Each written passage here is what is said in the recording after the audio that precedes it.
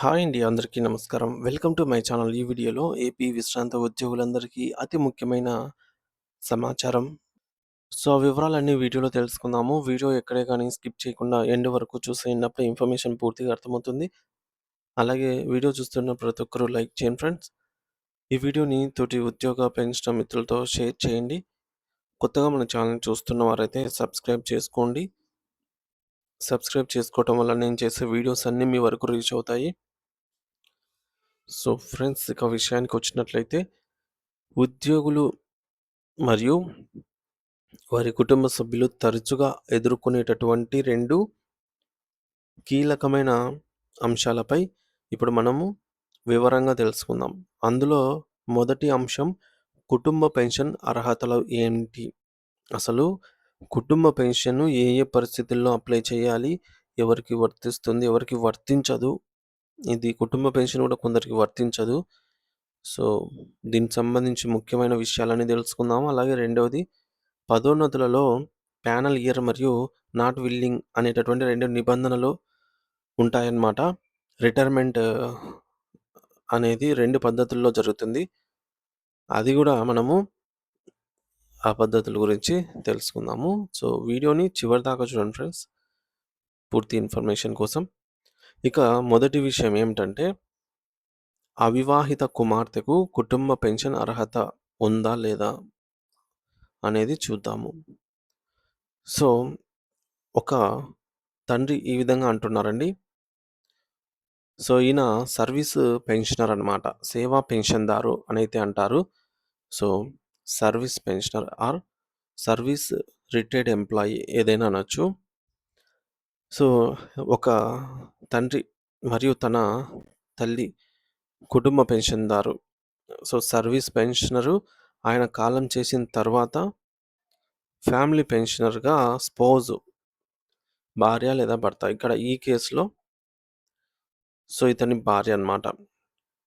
So, ఇద్దరూ కూడా మరణించారు. సో, వారికి 45 ఏళ్ల వయసు గల వివాహం కాని వారిపైనే ఆధారపడి ఉండి జీవిస్తున్న ఏకైక కుమార్తె ఉన్నారు. సో, వీళ్ళిద్దరి బిడ్డ ఎవరు? 45 ఏళ్ల వయసు గల ఒక అమ్మాయి. వీరిపైనే ఆధారపడి జీవిస్తున్న ఏకైక కుమార్తె. అంటే ఒకే ఒక కుమార్తె ఇంకెవరు లేరు. ఈ సందర్భంలో ఆమెకు ఇప్పుడు కుటుంబ పెన్షన్ పొందే అర్హత ఉంటుందా? సో, ఫస్టు తండ్రి సర్వీస్ పెన్షనర్‌గా ఉన్నారు. తండ్రి కాలం చేసిన తర్వాత ఫ్యామిలీ పెన్షనర్‌గా తల్లి ఉండేది స్పౌజు. ఆమె కాలం చేసిన తర్వాత వీరిద్దరి పైన ఆధారపడుతూ ఒక కుమార్తె 45 అవివాహిత 45 సంవత్సరాల వయసు గల అమ్మాయుంది. సో, ఇక ఎవరు లేరనమాట. అన్నదమ్ములు గాని ఎవరు లేరు. సో, ఇటువంటి కేస్‌లో ఖచ్చితంగా అర్హత అయితే ఆమెకు ఉంటుందండి. ఎందుకంటే కొన్ని నియమాలున్నాయి. అవేంటో చూద్దాము. ఇక్కడ మనము వివరణ మరియు నియమాలు వివరంగా తెలుసుకుందాము. సో, ప్రభుత్వ నిబంధనల ప్రకారంగా ఉద్యోగి లేదా పెన్షన్‌దారుడు మరణించిన తర్వాత వారిపై ఆధారపడిన కుటుంబ సభ్యులకు ఆర్థిక భద్రత కల్పించడమే కుటుంబ పెన్షన్ యొక్క ముఖ్య ఉద్దేశ్యం. సో, ఇక్కడ పెన్షన్ అనేది ఆహ్, ఒక ఉద్దేశ్యంతో ఇవ్వబడింది. పెన్షన్ అంటే ఏదో ఇవ్వాలి, తప్పదు అన్నట్టు కాదు. పెన్షన్‌కు ఒక అర్థం ఉంది. అంటే పెన్షన్ ఇస్తున్నారు అనంటే ఒక సర్వీసు చేసి రిటైర్ అయినటువంటి ఒక ఉద్యోగికి లభించే పెన్షన్ అనేది ఒక పర్పస్ మీద నడుస్తోంది. ఆ పర్పస్ ఏందనేది మనం చూద్దాము. సో, ఈ యొక్క ముఖ్య ఉద్దేశ్యం ఏమిటంటే కుటుంబ భద్రత. కుటుంబానికి, కుటుంబ సభ్యులకు ఆర్థిక భద్రత కల్పించడమే ఈ పర్పస్ అన్నమాట. గతంలో అవివాహిత కుమార్తెలకు 25 సంవత్సరాల వయసు వరకు మాత్రమే పెన్షన్ ఇచ్చేవారు. ఈ సౌకర్యం ఉండేది. కానీ సామాజిక వాస్తవాలను దృష్టిలో ఉంచుకొని ప్రభుత్వం నిబంధనను సవరించిందండి. GOMS number 315 financial department dated on 7th October 2010 మరియు స్టేట్ రివైజ్డ్ పెన్షన్ రూల్స్ 1980లోని ప్రకారంగా రూల్ నంబర్ 50 ప్రకారంగా అవివాహిత లేదా విడాకులు పొందిన లేదా వితంతువులైన కుమార్తెలు అంటే ఆడబిడ్డకి ఆడపిల్లలకి వయో పరిమితిని తొలగించారనమాట. గతంలో ఏముండేది? మనకు గతంలో 25 సంవత్సరాలు మాత్రమేనే ఉండేది. ఇప్పుడు దీన్ని తొలగించారు. సో, ఇక్కడ ఏజ్‌తో సంబంధం లేదిక. సో, 45 ఏళ్ళు గావచ్చు, 50 ఏళ్ళు గావచ్చు. సో, అప్లై జేసుకోవచ్చు. ఈ మేరకు జీవోఎంఎస్ నంబర్ 13315. సో, ఈ అర్హతకు కావాల్సిన ముఖ్యమైన షరతులండి. మొదటిది వైవాహిక స్థితి. Marital status.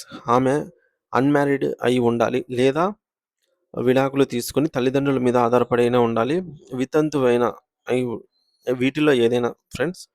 మొత్తానికైతే సింగిల్ వుమెన్‌గా ఉన్నప్పుడు అని ఒక షరతుంది. రెండవది డిపెండెన్సీ. తల్లిదండ్రుల మీద వారు తండ్రి జీవించి ఉన్నప్పటి నుంచి సర్వీస్ పెన్షనర్‌గా తండ్రి జీవించి ఉన్నప్పటి నుంచే ఈ అమ్మాయి వారి మీద కంప్లీట్‌గా డిపెండ్ అయ్యి ఉండాలి. మధ్యలో ఫ్యామిలీ పెన్షన్ స్పౌస్‌కి వస్తుంది. కంప్లీట్‌గా ఆమె డిపెండ్ అయ్యి ఉంటే ఫస్ట్ తండ్రి గారి కాలం నుంచి. సో, అలాంటి పరిస్థితుల్లో వారి ఆదాయం పైన పూర్తిగా ఆధారపడి జీవించి ఉంటే ఖచ్చితంగా వారికి 45 ఏళ్ళు గాని, 60 ఏళ్ళొచ్చినా సరే ఇస్తారు కుమార్తెకు. ఇక ఇన్‌కమ్. ఆమెకు సొంతంగా ఎటువంటి ఆదాయం అనేది ఉండకూడదు. ఒకవేళ తను జాబ్ చేస్తుంటే ఏ పెన్షన్ రాదు. ఎందుకంటే ఫినాన్షియల్ స్టేటస్ ఇక్కడ ఒక పర్పస్ అనేది ఉంది కదా! మనకి పెన్షన్ ఇచ్చేటప్పుడు. సో, ఆ పర్పస్ ఏంటంటే ఆర్థికంగా వెనుకబడి ఉన్న, ఆర్థికంగా భద్రత అంతంత మాత్రమే ఉన్న, లేదా అసలు లేకపోయినా అటువంటి వారికి మాత్రమే పెన్షన్ అనేది ఉంటుంది. ఒకవేళ తను ప్రైవేట్‌గా గాని లేదంటే గవర్నమెంట్ జాబ్ గాని చేస్తూ ఉంటే ఈ పెన్షన్ రాదు. సో, ఈ నిబంధన ప్రకారంగా ఉద్దేశించిన కుటుంబానికి పెన్షన్ దానిపై ఆహ్, డీఏ మొత్తం మించి అయితే ఉండరాదనమాట. సో, ఆర్థికంగా ఆమె ఏమి చేయనప్పుడే పెన్షన్‌కి అర్హురాలవుతుంది. ఇక కొనసాగింపండి. కంటిన్యూటీ. తండ్రి మరణానంతరం తల్లి కుటుంబ పెన్షన్ పొందుతూ ఆమె కూడా మరణిస్తే ఆ పెన్షన్‌ను అర్హత గల కుమార్తెకు ఖచ్చితంగా బదిలీ అయితే చేస్తారు అర్హత ఉంటే. ఇక పెన్షన్ ఎప్పటి వరకొస్తుంది అనంటే ఆమెకు ఈ క్రింది వాటిలో ఏదో ఒకటి అయ్యేంత వరకు, ఏదో ఒక జరిగే వరకు. ఏం జరిగే వరకంటే ఫస్ట్ ఆమె ఉన్నంత కాలమైనా ఇస్తారు. ఇది వర్తిస్తుంది. ఒకవేళ ఈ లోపే ఆమె వివాహం జరిగేంత వరకు మాత్రమే ఇస్తారు. తర్వాత నిలిపివేస్తారు. ఎందుకంటే తను ఇప్పుడు వేరే వ్యక్తి పైన డిపెండెంట్ అవుతుంది కాబట్టి. సో, మూడో నియమం ఏమిటంటే ఆమె నిబంధనలకు మించి ఆదాయం సంపాదించడం మొదలుపెట్టే వరకు. ఒకవేళ ఆమె గనక ఒక మంచి జాబు, పర్పస్ ఏదైనా వస్తే ఆదాయము గనక సరిపడా ఆదాయం వనరు ఉన్నంత వరకు ఇస్తారు. ఒకవేళ సరిపడా ఆదాయ వనరు తనకు తానుగా సంపాదించుకోగలిగితే అప్పుడు నిలిపివేస్తారనమాట. ఇక రెండో విషయం ఏంటంటే పదోన్నతిలో ప్యానెల్ ఇయర్ మరియు నాట్ విల్లింగ్ అనేటటువంటి వాటిపై ముందు అవగాహన తెలుసుకుందాము. అసలు ప్యానెల్ ఇయర్ అంటే ఏమిటి? సాధారణంగా పదోన్నతుల కోసం అర్హులైన ఉద్యోగుల జాబితాను ప్యానెల్ తయారు చేయడానికి ప్రభుత్వం ఒక నిర్దిష్ట కాలాన్ని ప్రామాణికంగా తీసుకుంటుంది. సో, దీన్నే ప్యానెల్ ఇయర్ అని అయితే అంటాము. ఇక ప్యానెల్ ఇయర్ కాల వ్యవధి వచ్చేసి ప్రస్తుత నిబంధనల ప్రకారంగా ప్యానెల్ ఇయర్ ప్రతి సంవత్సరం కూడా సెప్టెంబర్ 1 తేదీ నుంచి తర్వాతి సంవత్సరం ఆగస్టు 31 తేదీ వరకు ఉంటుంది. దీన్ని ప్యానెల్ ఇయర్ అంటాము. అంటే ఉదాహరణకు 2024 తీసుకోండి. పోనీ 26 తీసుకోండి. సో, మనకు ఇయర్ ఏదైనా కావచ్చు. సెప్టెంబర్ 1 నుంచి ఆగస్టు 31 వరకనమాట. ఇక నాట్ విల్లింగ్ ఇస్తే పరిణామాలు ఏమిటి? ఒక ఉద్యోగి తనకు పదోన్నతి వచ్చినప్పుడు దాన్ని స్వీకరించడానికి ఇష్టపడకపోతే నాట్ విల్లింగ్ లేదా ఈ మేరకు రీలిక్విష్‌మెంట్ రీలిక్విష్‌మెంట్ చేస్తారు. ఇలా చేయటం వలన తీవ్రమైన పరిణామాలైతే ఉంటాయి. సో, తక్షణ పరిణామం ఏమిటంటే అలా చేయడం వల్ల ఒకసారి నాట్ విల్లింగ్ తెలిపిన అభ్యర్థి ఆ ప్యానెల్ ఇయర్‌తో పాటు దాని తర్వాత తదుపరి వచ్చే ప్యానెల్ ఇయర్‌లో గూడా పదోన్నతికి అర్హత కోల్పోతారు. ఉదాహరణకు సెప్టెంబర్ 1, 2023 నుండి ఆగస్టు 31, 2024 ప్యానెల్ ఇయర్‌లో ఒకరు నాట్ విల్లింగ్ ఇస్తే వారు ఈ మేరకు 2024 సెప్టెంబర్ 1 నుంచి 2025 ఆగస్టు 31 వరకు ప్యానెల్ ఇయర్‌కు ప్రమోషన్‌కైతే అనర్హులవుతారనమాట. నాట్ విల్లింగ్ అయితే. సో, కాబట్టి తిరిగి సెప్టెంబర్ 1, 2025న ప్రారంభమయ్యే ప్యానెల్ ఇయర్‌లో మాత్రమే వారి పేరును పరిశీలనలోకి తీసుకుంటారు. అంటే మనము ఒకసారి నాట్ విల్లింగ్ చేస్తే తర్వాత ఇయర్ మీద ఎఫెక్ట్ ఉంటుంది.